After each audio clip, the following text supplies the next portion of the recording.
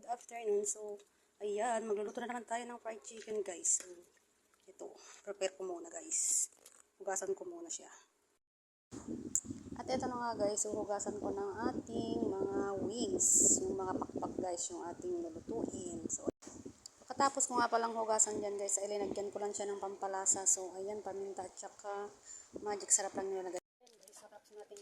Minarinate ko muna siya sa mga pampalasa. So, pagkaluin natin itong dalawang crispy fire. At saka hindi.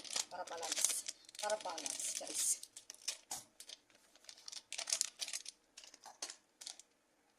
Ayan, guys. I-ano natin siya. Ikupot na natin siya dito sa crispy fry.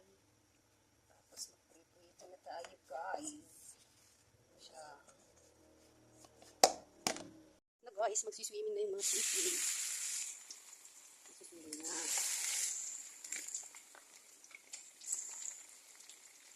Guys, simpleng luto ng manok pero masarap. So, yan guys, kita niyo yan.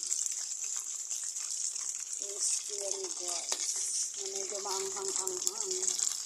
Ating finished product, ang ating niluluto. Yan. Tapos na tayo guys. Kita niyo yan guys. Oh.